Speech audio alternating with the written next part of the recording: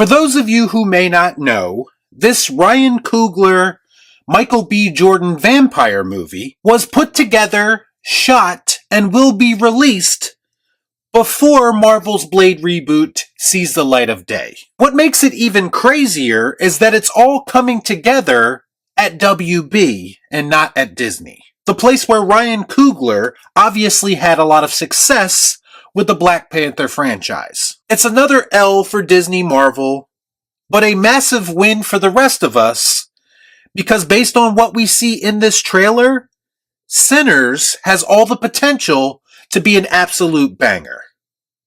Let's discuss. I watch so you don't have to.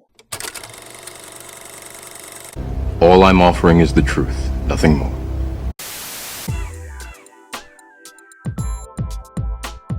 Let's go, baby! Sinners trailer in full effect. Is there any chance that this is a backdoor Killmonger origin story? Ryan Coogler and Michael B. Jordan ×2? What could go wrong? This trailer really scares me.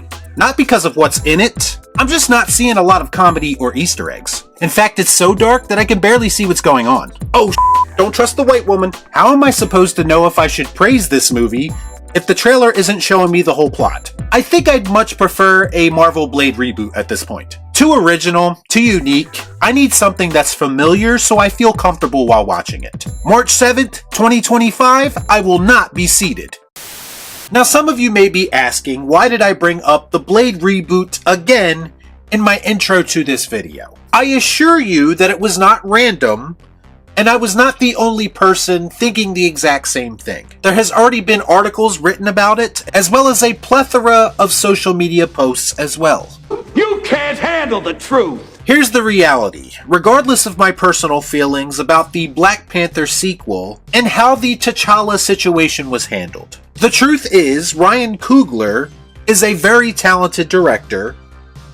He's the one who brought T'Challa to the mainstream in a big way. He resurrected the Rocky franchise with Creed in a way that many people thought was never possible, creating one of the few passing of the torch films that actually worked, while also preserving the integrity of the legacy character. And Marvel had him in-house for years, and yet somehow he's making a vampire movie elsewhere. A movie that some are speculating could be a non-MCU take on the Blade comics. Time period aside, the Sinners trailer had the vibe of a badass vampire story that a Blade Reboot wishes it could be.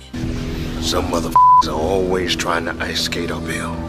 Ryan Coogler would have seemed like the obvious choice to fix Marvel's Blade problem. Now, it's entirely possible that he had no interest in doing a Blade movie and wanted to do something a bit more original. And if that's the case, then I give him all the credit in the world for doing just that. I'm also going to give some rare props to WB of all places for giving him the space to bring his vision to life, something that they are actually historically bad at doing.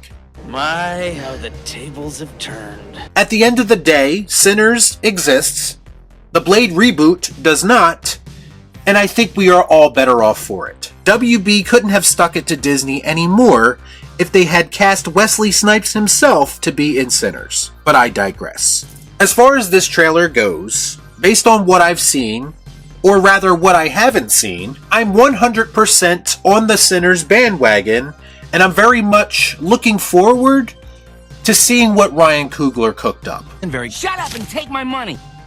As far as the overall vibe of the trailer, the thing that jumped out to me most was that they didn't reveal the whole plot of the movie. They showed just enough to build intrigue, and that's all you really need. That, my friends, is exactly what a trailer is supposed to do. In fact, if we didn't already know that this movie was about vampires, we wouldn't know it based on what's shown in the trailer. Because everything in this piece of promotion is left pretty ambiguous. The trailer was so good that I actually wish that they don't release another one. Just leave it at this. It's that perfect. For those that don't know, Sinners is an upcoming American Gothic supernatural horror film set in 1930s Louisiana. Smoke and his twin brother, both played by Michael B. Jordan, find themselves caught in the middle of a horrifying event when they return to their hometown to start over. We're gonna die! I've said this before, and I'll say it again here because it's relevant. To me, Michael B. Jordan has an incredible screen presence, and I always love the way that he carries himself in every single role that he takes. There's a reason why, to me, he is probably the most memorable villain to ever come out of the MCU.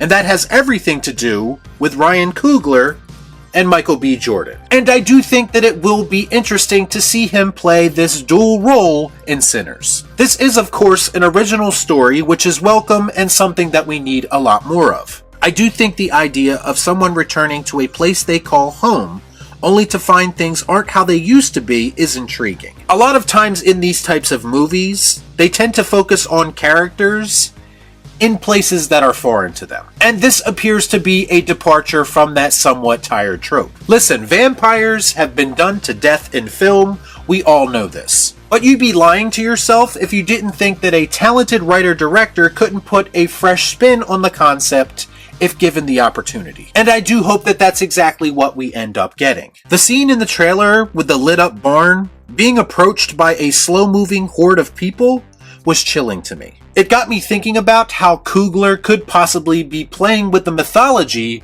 of vampires in this film. As we know, every single vampire movie kind of sets its own rules. Just the way that they are moving in that scene, if in fact that is what they are, was interesting to me. Plus you have that whole From Dusk Till Dawn moment in the trailer where it looks like a group of characters led by Michael B. Jordan are planning to make their final stand. I just love seeing big-name directors dip their toes in the horror genre, and I hope this inspires more directors to do the same. Bottom line, this trailer blew me away. Everything from how it was structured, to the music, to what was shown, and more importantly, what wasn't shown, only made me want to see this movie even more, and that, my friends, is how it's done.